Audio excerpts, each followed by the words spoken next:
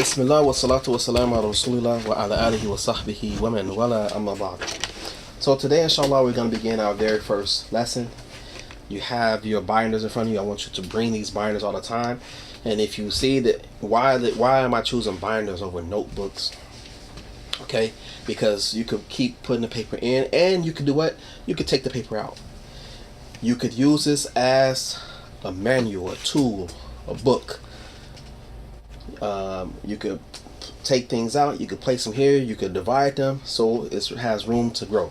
Whereas if you have notebook, it's too much work. So this is easier with putting the papers wherever you want. You could take them out, write, put them back in, do as you like with them. Okay. So please bring them all the time with you, inshallah.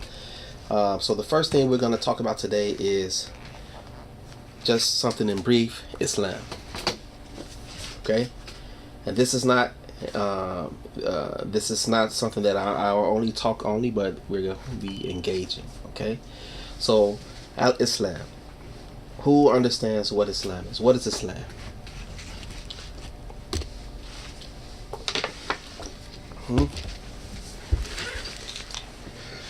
What is Islam?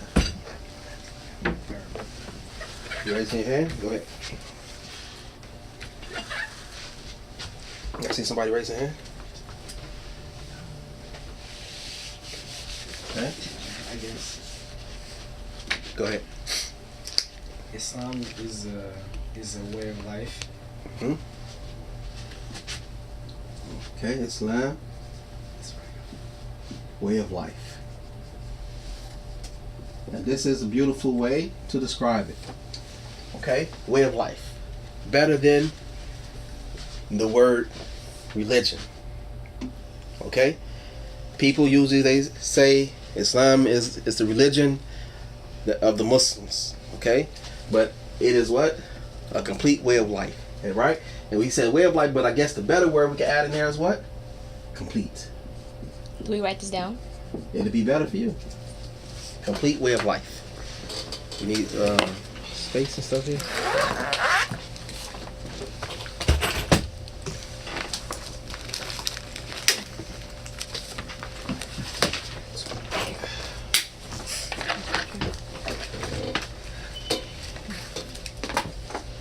Okay, so Islam is a complete way of life.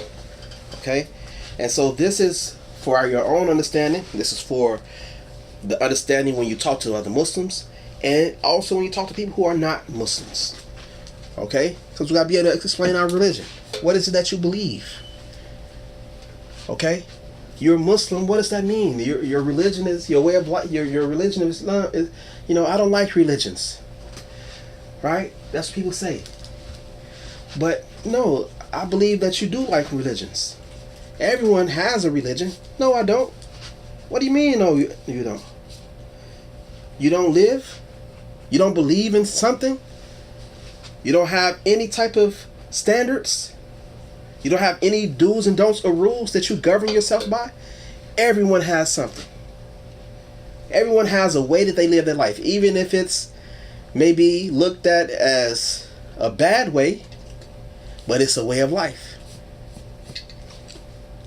Not to be putting anyone down, but to be homeless is a way of life. There's a way of living homeless. There's codes of conduct being homeless. Rules that the homeless have amongst themselves. You understand what I'm saying? There's certain things you do and certain things you just don't do to other people. Right? There's ethics in being homeless.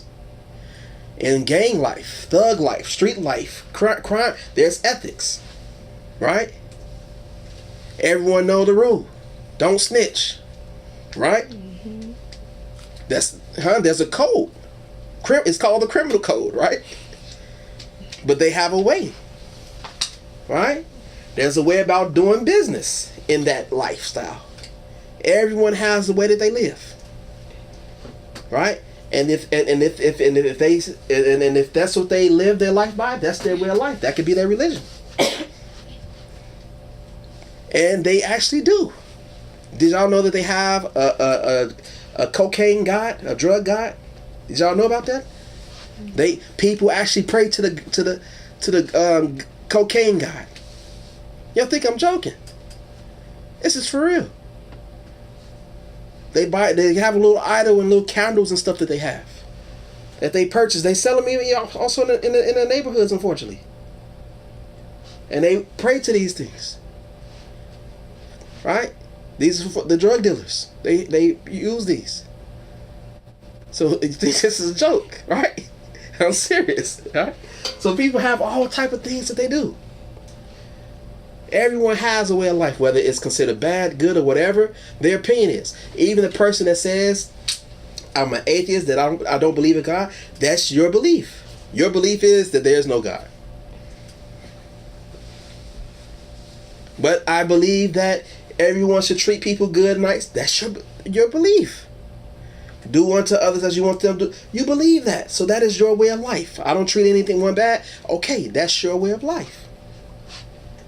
My way of life just happens to have, right? I just choose to be under Islam, the Islamic way of life. Right? And it tells me to do this. It tells me don't do this. It recommends me to do this. It recommends me not to do this. It says I can do this if I like it or not. So I live my life based on those principles. So everyone has something that they live by. Some people, they use two systems. But in Islam, you can only be one way. It's only, you can either believe in this or not. You can't say, I believe in both. I can't, because yes, we could borrow things from other places, but if it goes against the principles of Islam, I can't do it. I can't reject it. In Islam, do we find in the Quran, do we find in the Hadith a specific verse or a specific Hadith that says, stop at the red lights? Oh, believers, stop at the red lights. Oh, believers, go on the green light. We don't see anything like that. But is that a good thing? It's a good thing to do. It doesn't contradict Islam. So we can obey that. We can obey that rule. Don't speed. Wear your safety belt. We can obey those rules. It's no problem with that. It doesn't go against Islam. Because Islam, there's a thing in Islam we're going to study it at one point. It's called Maqasid al-Sharia. The objectives, the goals of the Sharia, Islamic law, Islamic way of life. There are 5. Okay? So I'm going to give you that. Objectives, or you can say goals of Islamic law. Preservation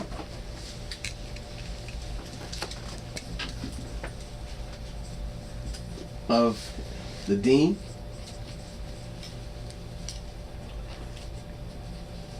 Protection of wealth. Protection and preservation of the intellect. Protection of honor and protection and preservation of life.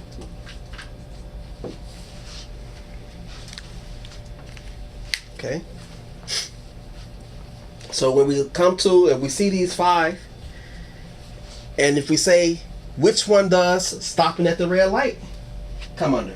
Protection. Of what? Well, of life. Of life. So is there any problem with obeying that law? Wearing the seatbelt comes under what? Protection of life. That's important in Islam, whether the life is Muslim or non-Muslim. Okay? When people, it's not a law in this country, right? In this country, people are allowed to drink alcohol, right? But Islam says what? It's not. Because a couple of things are gonna come into play. If a person drinks alcohol, they can dishonor themselves. They can dishonor their family. How? Do things that are haram. We know people go out and commit crimes. Right? Which put them in a bad situation. Put them in prison. Harm other people. May partially harm someone else's life. We know that drinking alcohol, you can harm your own life. You can be driving drunk. What? Kill yourself, kill others. You're harming life. Also, it does what? It wastes wealth.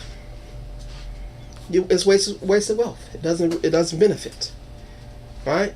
It doesn't benefit. And it does what? It messes with the person's intellect. It messes with the person's intellect. We had a guy here yesterday, drunk, talking nonsense, messing with the person's intellect. And it can destroy those brain cells along with other intoxicants and drugs and things of that nature. So that's why Islam says this is haram. Because it will violate these principles. It'll violate these goals, these objectives of wealth, intellect, honor, and life. And it could take a person, of course, away from their deen. Because under the deen of Islam, salat, right? If a person intoxicated, they can miss all their prayers. They start to demoralize themselves and do other sinful acts. Killing, raping, abuse, stealing to get more of the drugs and stuff, right? So all these things come as harms, not only to the individual, but to the whole society. So Islam comes to protect the whole society. So that's why we say in Islam it is a what? Complete way of life. So it's not just the individual, it's about the whole society. Okay? So Islam, complete way of life, right? And so part of Islam, people say Islam means peace. You heard that before? Okay. I say Islam, it doesn't mean peace. Peace is part of that, but it's what? Submission. Submitting yourself to Allah subhanahu wa ta'ala. Submitting yourself to the one who created you, that created everything. And if you do that in total submission, you're going to have what? You're going to have peace inside. But you got to understand what that means. And if you can obtain that, then you could bring that amongst the next person, the next person, the next person, and hopes we what? Have a more peaceful society. Because if we submit to the Islamic law, this will bring what? Peace to the society. It'll bring peace to the society. Right? So, Islam being a complete way of life, it is submission to the one creator. Alright? And that brings up the next thing of, if it's submitting to the one creator, and then when we hear the verse, that in the deen Allah, in the deen indallah, al-Islam. The religion that Allah accepts is Islam. Okay. If that's the only religion that Allah accepts, hold on. Wait a minute. Do we have a problem? What about the people that came before Prophet Muhammad sallallahu alaihi wasallam? So Allah didn't accept those people?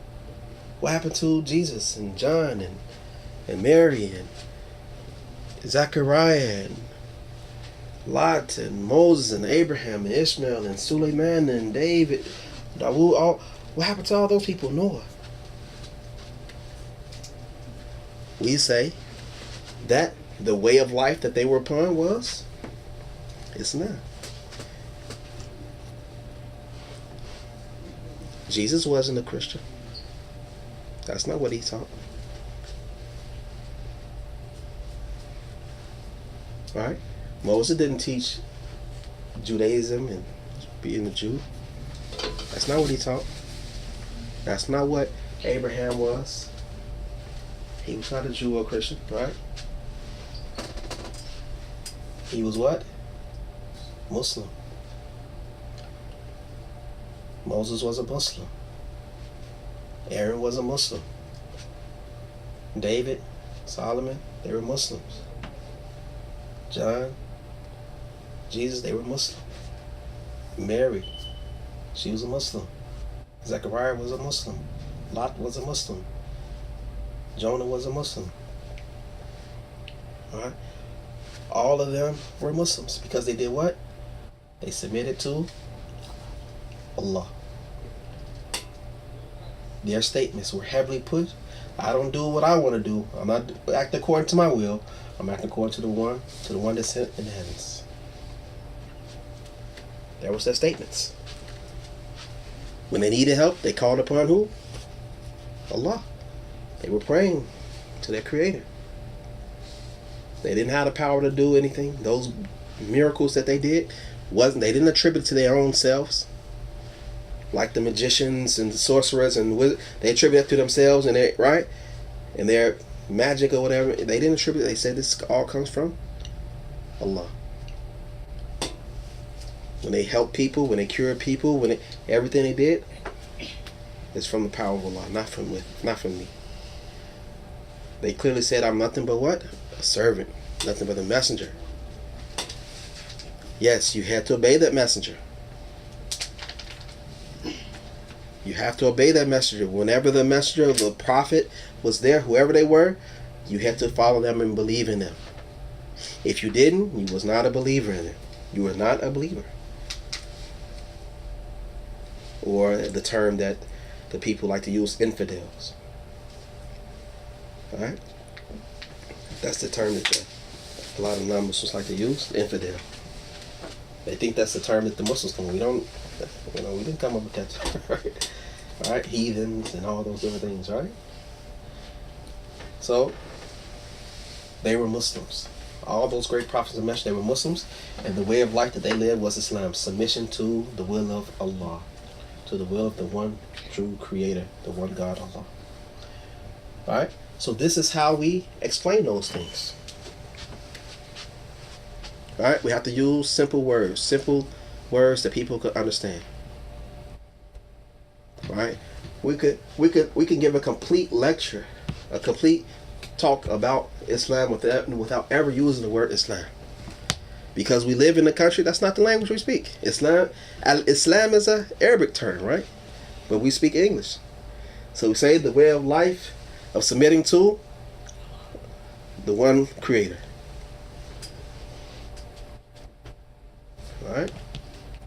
That's my way of life. But I'm not saying not to ever use that. I'm not saying not to say that you're Muslim, but rather be proud. Be proud to say Islam.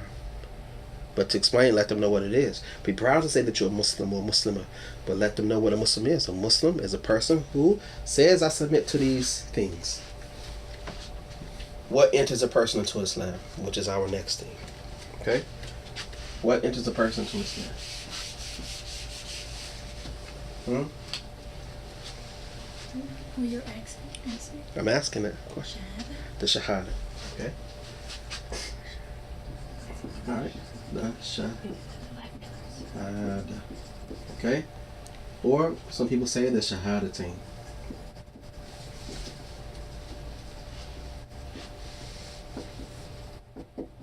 Okay? The two declarations that you make. Shahadatain is the two declarations. Okay? So the Shahada, what enters a person to Islam, they say, La ilaha illallah. La ilaha illallah.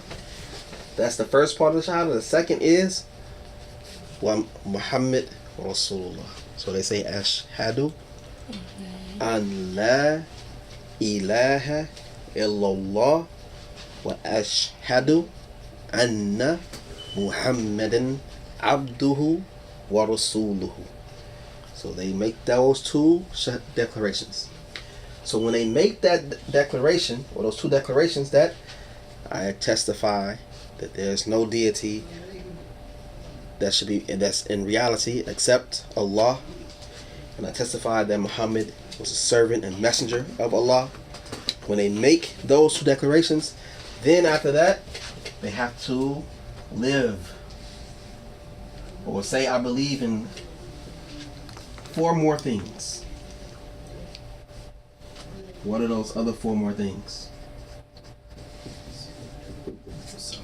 Huh? Salat. Okay. Zakat. Huh? The zakat, right? So. What else? Huh? Hajj. Good. Hajj. Okay. So we have number 1, 2, 3, 4, 5. Which we call what? The 5 what? Pillars. Pillars. Good. So these are the 5 pillars of Islam. Okay. So those 5 pillars of Islam, and we know it came in the hadith of the Prophet Muhammad sallallahu alaihi wasallam, where he said, "Buniya al-Islam ala khamsin." Islam is established, is built upon khamsin. What are those khams? What are those 5? Huh? Shahada. The shahada. So an tashhada an la ilaha illallah wa anna Muhammad Rasulullah wa tu'ti wa taqimu salat wa tu'ti zakat wa tasum Ramadan wa tahujj bayt Allah man istata'ta ilayhi sabila. Okay? So those 5 pillars.